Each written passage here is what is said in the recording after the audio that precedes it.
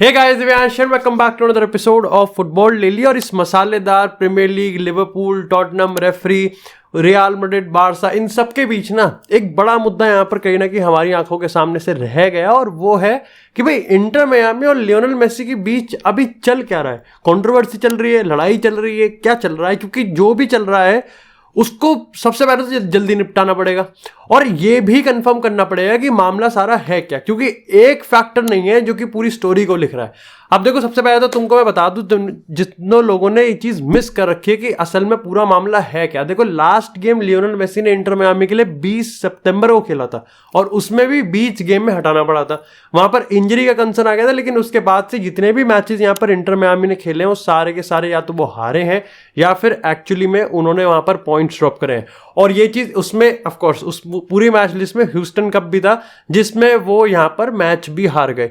अब देखो, यहाँ पर इंटरेस्टिंग चीज ये है कि जो MLS का रेगुलर सीजन है वो 21 अक्टूबर को खत्म होने वाला है और उससे पहले यहाँ पर इंटर मियामी के पास सिर्फ 4 गेम बचे हुए हैं। यहाँ पर न्यूयॉर्क सिटी के साथ उनका जो मैच था वहां पर उन्होंने पॉइंट्स ड्रॉप कर दिए। अब यहाँ पर उनका मैच शिकागो के साथ है, उसके बाद यहाँ पर सिंसिनाटी के साथ है और 2 मैचेस उनके 18 और 21 अक्टूबर शार्लेट FC के साथ हैं। इंपॉर्टेंट बात यह है कि टाटा मार्टिनो की अगर हम बात करें तो यहां पर उनसे हर मैच में पूछा जाता है कि भाई क्या लियोनेल मेसी को आप खिलाओगे, क्या नहीं खिलाओगे, कब खिलाओगे, कैसे खिलाओगे, लियोनेल मेसी के अलावा आपके पास क्या है, कुछ है क्या नहीं है, कुछ है हिसाब खेलने का, प्लान बी वगैरह कुछ है। और टाटा मार्टिनो ये कहते हैं कि भाई लियोनेल मेसी को हम खिलाएंगे, जरूर खिलाएंगे, लेकिन लियोनेल मेसी को कब खिलाएंगे ये इस पर डिपेंड करता है कि हम मेसी पे कितना रिस्क ले सकते हैं।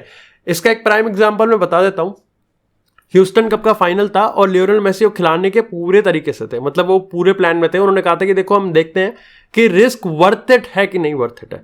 तुम समझ रहे हो, ह्यूस्टन कप एक कप फाइनल है, ऑलरेडी यहाँ पर लियोनेल मेसी एक फाइनल जीत चुके हैं, ये दूसरा फाइनल, दूसरी ट्रॉफी उठाना था, तो इंपॉर्टेंट तो था, ठीक है, मेसी फैंस वगैरह सब रेडी थे। ऐसे में यहाँ पर जब उन्होंने ये चीज कहा कि भाई देखेंगे कि वर्थ इट है कि नहीं है, तो सबको लगा कि ऑब्वियसली वर्थ इट है, बस ये अनप्रिडिक्टेबल होने के लिए कह रहा है कि नहीं अभी देखेंगे। सेम चीज यहाँ पर मैच के बाद यहाँ पर जब सामने वाली टीम के मैनेजर से बात हुई तो उन्होंने कहा कि हम तो जॉर्डी अल्बा, मेसी और बुस्केट तीनों के लिए प्रिपेयर थे, लेकिन हम उनके बिना के ही प्रिपेयर थे। उन्होंने यहाँ पर इनडायरेक्टली ये कहा कि देखो बिना उनके और उनके साथ में टीम में जमीन आसमान का फर्क है। और ऑब्वियसली उन्होंने कहा कि भाई मेसी के अलावा यहाँ पर गेम चेंजर है ही नहीं। अब यहाँ पर गेम स्टार्ट होता है और लियोनेल मेसी आते ही नहीं है और टीम यहाँ पर हार जाती है। अब इसके बाद यहाँ पर अगर हम न्यूयॉर्क सिटी की बात करें और अगर हम आगे की गेम स्टाइल की बात करें तो भाई ये सवाल खड़े किए जा रहे हैं कि भाई लियोनेल मेसी को आप कब तक मिस करवा सकते हो। अच्छा, इसमें एक प्रॉब्लम और निकल के आई है कि अभी तक ये भी कंफर्म नहीं है कि भाई क्या यहाँ पर टाटा मार्टिनो, जो कि ऑफकोर्स अर्जेंटीना नेशनल टीम से भी थोड़ा सा रिलेशन रखते हैं अपने हिस्ट्री के लिए, और ऑफकोर्स लियोनेल मेसी तो उनकी क्लोजनेस है ही, कि भाई अभी जब इंटरनेशनल ब्रेक होगा तो अर्जेंटीना के साथ यहां पर मैच में फीचर करेंगे लियोनेल मेसी या नहीं करेंगे। क्योंकि अगर वो प्रिपेयर्ड हैं और अगर वो आने वाले टाइम में और बेटर होने वाले हैं तो क्या यहां पर टाटा मार्टिनो ये चीज कंफर्म करवा सकते हैं अर्जेंटीना नेशनल टीम से कि उनको भैया छोड़ दिया जाए इस इंटरनेशनल ब्रेक में? क्योंकि ये तो तुमको भी पता है कि बार्सिलोना छोड़ने के बाद लियोनेल मेसी ने अर्जेंटीना के साथ जो अपना रिलेशन है, जो प्रायोरिटी है, उसको हमेशा ऑल टाइम हाई रखा है और ये चीज आने वाले टाइम में भी नहीं चेंज होने वाली। क्योंकि भाई इंटरनेशनल ब्रेक खत्म होने के बाद ही 2 बड़े गेम हैं और बहुत अटेनेबल विंस है, मतलब 3 पॉइंट्स वहां पर चाहिए ही चाहिए।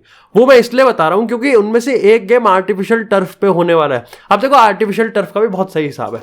लियोनेल मेसी की इंजरी को लेकर देखो सबको पता है कि यहां पर कॉर्पोरेट भी और स्पोर्टिंग रीजन के, जिस पर भी हम थोड़ा सा टच करेंगे, लेकिन यहां पर लियोनेल मेसी ने खुद एक इंटरव्यू में कहा था कि ऐसा नहीं है कि मैं आर्टिफिशियल टर्फ पे नहीं खेल सकता, बस मैं मसल फैटिक की वजह से नहीं खेला। लेकिन अंदर के सोर्सेज की बात करें तो पूरा क्लब और MLS भी इस चीज से कंसर्न है कि भाई लियोनेल मेसी को आर्टिफिशियल टर्फ पे नहीं खेलने देना, क्योंकि वहां पर इंजरीज के जो चांसेस हैं वो ज्यादा बढ़ जाते हैं। ऐसे में वो गाली देंगे ही देंगे, मेसी के फैंस और अर्जेंटीना के फैंस भी गाली ज्यादा देंगे। अच्छा, यहां पर इंपॉर्टेंट चीज अब ये भी आ जाती है कि लियोनेल मेसी का गेम छोड़ना वो इसलिए भी यहां पर इतना शॉकिंग नहीं होना चाहिए, क्योंकि वैसे मैं समझ पा रहा हूं कि तुम जितना गौर से मेरी बात सुन रहे हो उतने ही गौर से तुम मेरी टी शर्ट भी देख रहे हो, समझ रहे हो, लेकिन ये कोई ऐसी वैसी टी शर्ट नहीं है। देखो, ये टी शर्ट एस्थेटिक प्लस यहां पर इसके साथ एक ऐसी चीज है जो कि कहीं ना कहीं इसको बहुत ज्यादा यूनिक बताती है। क्योंकि अगर हम इस टी शर्ट के पीछे की बात करें तो भाई यहां पर ऑफकोर्स मेसी फैंस वाले खुश हो गए होंगे। ये टी शर्ट ला पुल्गा की है एंड ऑफकोर्स के पीछे मेसी बन रहा है। अब यहां पर मेसी है तो मेरे पीछे ऑब्वियसली क्रिस्टियानो रोनाल्डो बन रहा है, उसकी फोटो बन रही है। और सही बताऊं तो ये इतनी ज्यादा एस्थेटिकली प्लीजिंग है क्योंकि सामने से क्लासी लगती है, लेकिन जिस तरीके से इन्होंने क्लासीनेस को फुटबॉल के साथ एम्बेड किया है ना, that was worth a shout. Do make sure कि आप यहाँ पर बॉलर वेबसाइट को जरूर चेकआउट करें। इनका इंस्टाग्राम का लिंक और इनकी वेबसाइट का लिंक मैंने डिस्क्रिप्शन में और पिन कमेंट में डाल रखा है। और अगर तुम मेरा दिया गया कोड यूज करोगे दिव्यांश 10 तो तुमको 10% ऑफ भी मिलने वाला है इनकी मर्चेंडाइज पे। ऑफकोर्स यहाँ पर Lionel Messi related exclusive content है, यहाँ पर आपको रोनाल्डो से रिलेटेड एक्सक्लूसिव टी शर्ट्स मिलने वाली है। और ये चीज़ तो तुमको पता है मैं ओवरसाइज टी शर्ट्स का फैन हूँ, और ओवरसाइज टी शर्ट इस क्लासीनेस ब्लैक और पीछे यहाँ पर क्रिस्टियानो रोनाल्डो की एस्थेटिकली प्लीजिंग एम्ब्रॉयडरी। बाकी डू मेक श्योर आप चेकआउट जरूर करें, मेरे ख्याल से वर्थ अ शॉट है एक बार एक्सपीरियंस करना। तो खैर वापस से आते हैं। अब देखो लियोनेल मेसी जब आए थे MLS में तो कहीं ना कहीं आप कह सकते हो कि यहाँ पर एक था कि भाई वेकेशन है, कोई वो ही नहीं है। लेकिन बार्सिलोना में 2019 के बाद से अगस्त का वो महीना था जहां पर लियोनेल मेसी ने सबसे ज्यादा मिनट्स खेले, 600 मिनट का थ्रेशोल्ड भी पार कर दिया था। तो समझ रहे हो कि वेकेशन में तो वो भाई ऑफिस से भी ज्यादा काम कर रहा है वो। द पॉइंट इज कि वो इतना ज्यादा खेल रहा था और इसके पीछे दो बड़े रीजन थे, स्पोर्टिंग और कॉर्पोरेट। भाई तुम ये बात बताओ, जैसे अगर हम कॉर्पोरेट की बात करते हैं तो जो टिकट्स बिक रही हैं वो हजारों डॉलर्स में बिक रही हैं सिर्फ लियोनेल मेसी को देखने के लिए। ये हॉलीवुड की अनन्या पांडे वहां पर पहुंच रही है मैचेस देखने के लिए, and that's a big deal.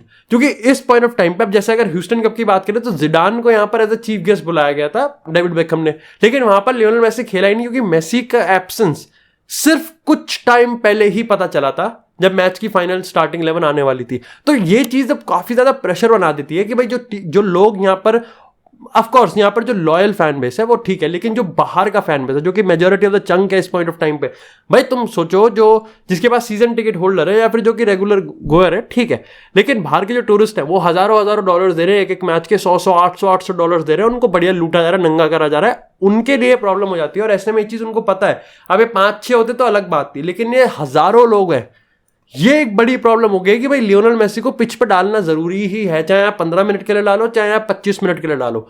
और इसी के साथ बात करते हैं स्पोर्टिंग रीजन। अब देखो यहाँ पर इंटर मियामी के कॉर्पोरेट और फाइनेंशियल एस्पिरेशंस तो पता चल गए थे कि भाई वो किस तरीके से यहाँ पर पैसा छापेंगे वो समझ गए, लेकिन किस तरीके से वो यहाँ पर स्पोर्टिंग रीजन उस सीढ़ी को चढ़ने वाले हैं ये अभी पता लगना बाकी था। लेकिन जैसे जैसे टाटा मार्टिनो और लियोनेल मेसी का जादू चलता रहा वैसे वैसे इंटर मियामी के एस्पिरेशंस भी बढ़ते रहे। सबसे पहले मैच बाय मैच, और अब वो यहाँ पर प्लेऑफ को देख रहे हैं। अब प्लेऑफ का हिसाब भी समझ लेते हैं। देखो यहाँ पर अगर MLS की हिस्टोरिकली अगर पॉइंट्स टेबल की बात करें तो 2 कॉन्फ्रेंस होते हैं, ईस्टर्न कॉन्फ्रेंस, वेस्टर्न कॉन्फ्रेंस, ठीक है। यहाँ पर 14 टीम्स होती हैं और इस समय इंटर मियामी जब लियोनेल मेसी आए थे तो 14वें स्थान पे थे, अब यहाँ पर वो 13वें स्थान पे है। लेकिन इंटरेस्टिंगली तुमको जहां ये लगेगा कि 13वें स्थान पे तो मुश्किल है, पॉइंट्स टेबल में यहाँ पर इंटर मियामी के पास चांस है तगड़ा। क्योंकि पहली बात तो यहाँ पर अगर हम स्टाइल की बात करें फॉर्मेट की तो ऐसा हिसाब होता है कि पहली 7 टीम जो होती हैं वो डायरेक्टली यहाँ पर प्लेऑफ्स में जाती हैं। जो 8वीं और 9वीं टीम होती है उनके बीच में यहाँ पर एक प्लेऑफ मैच होता है। तो आप कह सकते हो कि मोटे मोटे तौर पे सरल भाषा में अगर इंटर मियामी 9वें स्थान पे आ जाती है तो यहां पर इंटर मियामी के चांसेस अच्छे खासे हैं। अब अगर हम यहां पर अभी पॉइंट्स टेबल की बात करें तो इस पॉइंट ऑफ टाइम पे यहां पर सबसे पहले तो इंटर मियामी है 13वें स्थान पर। अच्छा 15 टीम्स हैं ईस्टर्न कॉन्फ्रेंस में, वेस्टर्न कॉन्फ्रेंस में 14 टीम्स है, तो 15 टीम्स है। तो यहां पर अगर हम इंटर मियामी की बात करें तो वो 13वें स्थान पर है 33 पॉइंट्स के साथ। उसके साथ ही यहां पर न्यूयॉर्क है, फिर शिकागो है, फिर यहां पर DC यूनाइटेड है, फिर मॉन्ट्रियल और न्यूयॉर्क सिटी FC वगैरह टीम्स हैं यहां पर। अब देखो अगर हम यहां पर बात करें तो जो अगला गेम है इंटर मियामी का वो शिकागो के साथ है, और शिकागो अपने कप मैच के बाद बहुत टाइम से यहां पर लीग कप्स के बाद से वो जीती नहीं है। तो शिकागो के अगेंस्ट आपको 3 पॉइंट्स निकालने इतने मुश्किल नहीं होने चाहिए जितने मुश्किल अभी आपको लग रहे हैं। लेकिन शिकागो में भी लियोनेल मेसी नहीं खेलने वाले। अब इसके बाद आता है 8 अक्टूबर या 7 अक्टूबर को एक बड़ा मैच जो कि है सिनसिनाटी के अगेंस्ट, लीग लीडर है वो इस पॉइंट ऑफ टाइम पे, ठीक है। तो यहां पर आपको 3 पॉइंट्स तो चाहिए ही चाहिए, लेकिन इसके बाद जो शार्लेट के साथ 2 मैच है बैक टू बैक, वो इस समय 14वें स्थान पर है, तो वहां पर आप पॉइंट्स लूज कर ही नहीं सकते। और इस पॉइंट ऑफ टाइम पे जो हम थ्रेशोल्ड की बात कर रहे हैं वो होता है 43। जो मैजिक नंबर है यहां पर MLS का प्लेऑफ में जाने का वो 43 नंबर है, और इस पॉइंट ऑफ टाइम पे इंटर मियामी 10 पॉइंट है, यानी कि अपने आखिरी के 4 गेम्स में। और एक चीज और मैं बता दूं कि इंटर मियामी के पास गेम इन हैंड है, तो अगर इंटर मियामी जीत जाती है तो वो ऑब्वियसली यहां पर बहुत ज़्यादा चांसेस है। लाइक मैं ये नहीं कह रहा कि वो निकाल ही लेगी और लाइक प्ले ऑफ वाले लेवल पे आ जाएगी, लेकिन अच्छी चांस है। उनको ये भी चाहिए कि भाई सामने वाली टीम यहाँ पर स्लिप अप कर जाए और इंटर मियामी स्लिप अप ना करे। तो इंटर मियामी को अपने पॉसिबल 12 पॉइंट्स में से एटलीस्ट 12 या 10-12 तो 10 तो चाहिए ही चाहिए सर्वाइव करने के लिए। 10 के नीचे तो कुछ मतलब बनता ही नहीं है। ऐसे में आप पर 3 गेम, शार्लेट के साथ जो 2 गेम्स है और शिकागो के अगेंस्ट जो 1 गेम है, वहां पर आपको पॉइंट्स चाहिए और एटलीस्ट आपको 1 पॉइंट सिंसिनाटी के अगेंस्ट भी चाहिए। और इसीलिए टाटा मार्टिनो इतना ज्यादा पुश कर रहे हैं कि भाई सिंसिनाटी के अगेंस्ट 7 अक्टूबर को लियोनेल मेसी खेलना ही चाहिए, क्योंकि लियोनेल मेसी के पीछे कोई भी नहीं क्रिएट करने वाला है, ना ही कोई गेम चेंजर है और ना ही यहाँ पर इस इंटर मियामी को आगे पुश कर सकता है। ये रीजन है, स्पोर्टिंग रीजन और कॉर्पोरेट रीजन के चक्कर में, कि भाई क्यों लियोनेल मेसी पे इतना प्रेशर बनाया जा रहा है। द फैक्ट इज कि MLS का जो कैलेंडर है वो बहुत घटिया है, बहुत कंजेस्टेड है, बहुत अनकॉम्प्रोमाइज्ड है। और लियोनेल मेसी कहीं ना कहीं यहाँ वेकेशन के चक्कर में इस समय उनको टॉन्ट किया जा रहा था।